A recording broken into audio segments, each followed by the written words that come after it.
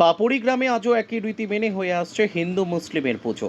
সেই পুজোর প্রস্তুতি খতিয়ে দেখলেন কাজল শেখ। নানুরের পাপুড়ি গ্রামে কাজল শেখের সম্প্রীতির দুর্গাপুজো। ওই গ্রামে ১৩ বছর আগে কোনো রকম দুর্গাপুজো হতো না, কেননা গ্রামটি ছিল মুসলিম অধ্যুষিত গ্রাম। স্বাভাবিকভাবেই দুর্গাপুজোর সময় ওই গ্রামের হিন্দু সম্প্রদায়ের মানুষেরা পার্শ্ববর্তী গ্রামে ছুটে যেতেন দুর্গাপুজোর জন্য। পরে এলাকার হিন্দু সম্প্রদায়ের মানুষেরা মুসলিম সম্প্রদায়ের সহযোগিতায় ১২ বছর আগে শুরু করেন প্রথম দুর্গাপুজো। তারপর থেকেই প্রতি বছর ধুমধাম করে সেখানে দুর্গাপুজো হয়ে আসছে। এমনকি এলাকার হিন্দু সম্প্রদায়ের মানুষেরা যারা পুজোর আয়োজন করে থাকেন তারা বলেন, তাদের এই পুজোয় শুধু হিন্দুরা নন, পাশাপাশি মুসলিম সাম্প্রদায়িক মানুষেরাও সমানভাবে অংশগ্রহণ করে থাকেন। পুজো থেকে শুরু করে বিসর্জন পর্যন্ত তাদের সহযোগিতা করতে দেখা যায়। পাশাপাশি পুজোর সময় এখানে বস্ত্র বিতরণ থেকে শুরু করে খাওয়া দাওয়া সব রকমের বন্দোবস্ত হয়ে থাকে। সম্প্রীতি বজায় রাখতে সবকিছুতেই বীরভূম জেলা পরিষদের সভাধিপতি কাজল শেখ বড় ভূমিকা পালন করেন বলে জানান স্থানীয়রা। সেই মতো বুধবার ওই পুজোর শেষ মুহূর্তের প্রস্তুতি খতিয়ে দেখলেন বীরভূম জেলা পরিষদের সভাধিপতি কাজল শেখ সহ অন্যান্যরা।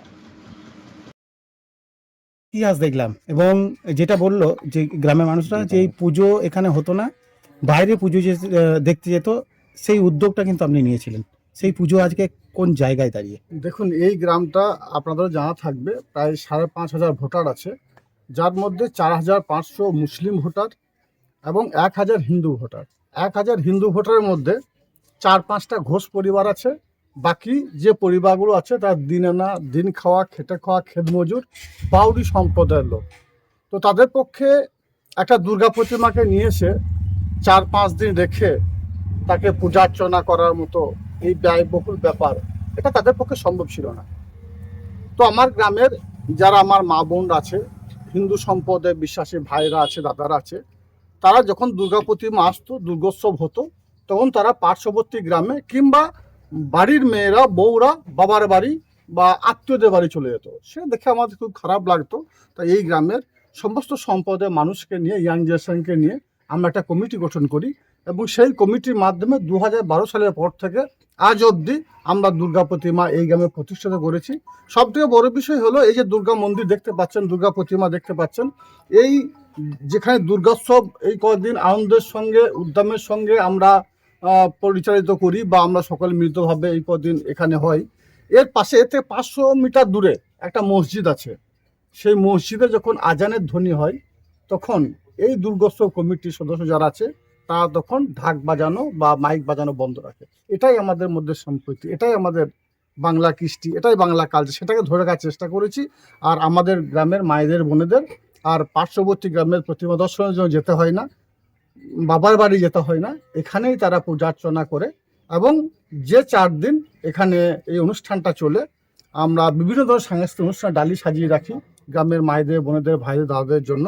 এবং ৪ দিন আমাদের ভুরি ভোজ চলে, আমরা সকলে একসঙ্গে এখানে বসে খাওয়া দাওয়া করি। এটাই আমাদের গ্রামের একটা সম্প্রীতির বাতাবরণ বলতে পারেন। আমাদের মধ্যে কোনো বিভেদ নেই, কোনো দ্বন্দ্ব নেই, না তো বিগত দিনে ছিল, না এখন আছে, না ভবিষ্যৎ থাকবে। পুজো উদ্যোগে উদ্যোক্তার দিক থেকে মুসলিম ভাইরা বেশি এগিয়ে আসে। আমাদের একটা কমিটি আছে, সেই কমিটির মধ্যে হয়তো ৮ থেকে ১০টা হিন্দু সম্প্রদায়ের ছেলেমেয়েরা আছে, বাকি আরও ৩০ জন সেটা মুসলিম সম্প্রদায়ের।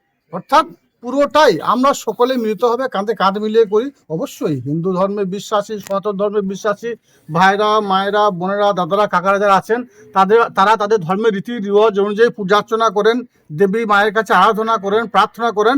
আমরা তাদেরকে সব দিক দিয়ে সহায়তা হাত বাড়িয়ে দিই। কতটা সময় দিতে পারেন? দেখুন, এই গ্রামে আমার জন্ম। আপনাদের জানা থাকবে কাজল শেখের জীবনে এমন একটা সময় ছিল, এমন একটা দুঃসময় ছিল, যখন পাশে দাঁড়ানোর মতো কেউ ছিল না। তখন এই গ্রামের মায়েরা, বোনেরা তাদের আঁচলের তলায় আমাকে লুকিয়ে রেখেছিল। এই গ্রামের ইয়াং জেনারেশন ভাইয়েরা, তারা তাদের বুকে আমাকে রেখেছিল আগলে। স্বভাবতই এই গ্রামের প্রতি আমার একটা মায়া মমতা সবসময়ের জন্য থাকবে। আর এই গ্রামের ভাইদের, মায়েদের, বোনদের পাশে যতক্ষণ আমি চেষ্টা করব থাকতে পারার, বা যতক্ষণ সময় পাবো ততক্ষণ এদের পাশে থাকার সময় দেওয়ার চেষ্টা করব। তাছাড়া পুজোর এই 4টে দিন আমি বাইরে যাওয়ার চেষ্টা খুব কমই করি। যদিও জানেন মাননীয় মুখ্যমন্ত্রী মাননীয় মমতা বন্দ্যোপাধ্যায় আমাকে বীরভূম জেলা সভাধিপতি আসনে বসেছেন। বীরভূম জেলার বিভিন্ন প্রান্তে দ্বার উদ্ঘাটন বলুন বা কুশল বিনিময় বলুন বা তাদের পাশে দাঁড়ানোর জন্য বলুন, আমাকে যেতে হবে অবশ্যই। কিন্তু যতটা সময় পাবো ততটা এই পুজো মণ্ডপে দেওয়ার আমি চেষ্টা করব। থিম কি রয়েছে এবারে? এবারে থিম দেখুন, পুরানো যে ঐতিহ্য যেগুলো আমরা ভুলে যেতে বসেছি। আমার গ্রামেরই ছেলে যে এটাকে রূপ দিয়েছে, যেমন পাখা। আমরা দেখেছি বিগত দিনে একবার প্রাকৃতিক বিপর্যয় ঘটলে দিনের পর দিন আমাদের অন্ধকার থাকতো, অবশ্যই এখন থাকতে হয় না, বিগত দিনে থাকতো। 2011 প্রাককালে কথা বলছি, তখন হাত পাখা দিয়ে আমরা সেই গরম থেকে মুক্তি পাওয়ার চেষ্টা করতাম। সেই হাত পাখা তৈরি করা হয়েছে। কুলো, যে কুলো দিয়ে আমরা ধান বা চাল পাছুড়তাম যেটাকে বলে, সেই কুলো দিয়ে, অর্থাৎ পুরানো যে ঐতিহ্য, সে ঐতিহ্যগুলোকে তুলে ধরার চেষ্টা করা হয়েছে এখানে। এবং সেগুলোকে গ্রামের মানুষ, যেহেতু আমরা এটা বাংলার মানুষকে তুলে ধরার চেষ্টা করছি। এই পুজো মণ্ডপ দর্শনের জন্য পার্শ্ববর্তী গ্রাম থেকে অনেক মানুষ আছে এবং তারা এই পুজো মণ্ডপ, এই প্রতিমা দর্শনের জন্য আসে। তো সর্বতই আমাদের একটা আনন্দের দিন, খুশির দিন। আমাদের কাছে 4টে দিন আমরা অতিবাহিত করব গ্রামের সকল ছেলে মেয়েদের সঙ্গে, মা বাবাদের সঙ্গে, কাকাদের সঙ্গে একসঙ্গে বসে আমরা অতিবাহিত করবো 4টে দিন এবং আনন্দের সঙ্গে কাটাবো। এটাই বিগত দিনে কাটিয়ে এসেছি, এখনো কাটাবো।